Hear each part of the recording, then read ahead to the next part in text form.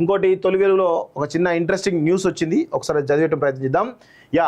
GHMC versus HYDRAA, రంగనాథ్కు Amrapali warning అంటూ ఒకరు చూస్తా ఉన్నాం. సో ఆమ్రపాలి ఏమో ఇండియన్ సర్వీసెస్ అడ్మినిస్ట్రేటివ్ సర్వీస్ అంటే కేంద్ర ప్రభుత్వ సర్వీస్లో రిక్రూట్ అయినటువంటి ఒక ఐఏఎస్ అధికారి, అత్యున్నతమైనటువంటి అధికారి. రంగనాథ్ గారు గ్రూప్ 1 ఆఫీసర్. సో ఈరోజు హైడ్రా కమిషనర్గా ఉన్నటువంటి రంగనాథ్కి ఎవరు ఆమ్రపాలి వెళ్ళి రిపోర్టింగ్ చేయాల్సినటువంటి పరిస్థితి వచ్చింది. కాబట్టి వాళ్ళు నాకు తెలిసి ఇలాంటి నాకంటే చిన్న స్థాయి అధికారికి నేను ఎందుకు రిపోర్టింగ్ చేయాలని ఆమ్రపాలి వీళ్ళ మధ్య కొంత గందరగోళం నడుస్తూ ఉంది. తన ఆదేశాలు పట్టించుకోవట్లేని ఆగ్రహం.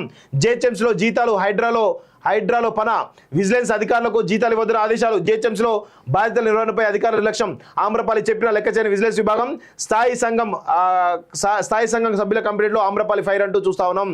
సో అక్రమ కట్టడాల కూల్చివేతలో దూకుడు మీద ఉన్న హైడ్రాకు జిహెచ్ఎంసీ కమిషనర్ ఆమ్రపాలి షాక్ ఇచ్చారు. జిహెచ్ఎంసీలో జీతం తీసుకుంటూ హైడ్రాలో పనిచేసిన అధికారులపై ఆమె సీరియస్ అయ్యారు. ముఖ్యంగా విజిలెన్స్ విభాగం అధికారులు హైడ్రాను వేయటం లేదంటూ ఆమె ఆగ్రహం వ్యక్తం చేసినట్టు తెలుస్తోంది. హైడ్రా కమిషనర్కు జవాబుదారీగా ఉంటూ జిహెచ్ఎంసీ కమిషనర్ ఆదేశాలు పట్టించుకోకపోవడం లేదని ఫైర్ అంటూ తెలుస్తోంది. తమ పరిధిలో పనిచేయని అధికారులకు ఇకపై జీతాలు ఇవ్వద్దని ఆమె ఆదేశాలు జారీ చేసినట్టు తెలుస్తోంది. ఇలాంటి పరిస్థితులు వస్తే ఆమెను కూడా నెక్స్ట్ జిహెచ్ఎంసీ కమిషనర్ కూడా ఊడబిక్తారనేటువంటి విషయాన్ని గుర్తుపెట్టుకోవాలి.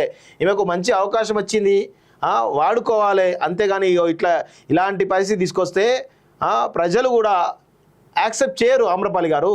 ఎందుకంటే చాలా క్లియర్గా ప్రజలు హైడ్రాను మంచి ఉద్దేశంతో కోరుకుంటా ఉన్నారు. సో మీరు అలాంటి ఉద్దేశాన్ని దయచేసి పాటు చేయవద్దని చెప్పేసి కూడా నేను కోరుతా ఉన్నాను. సో మొత్తానికైతే ఆమ్రపాలి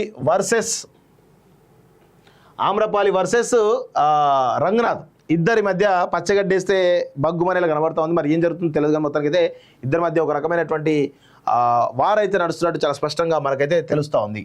నెక్స్ట్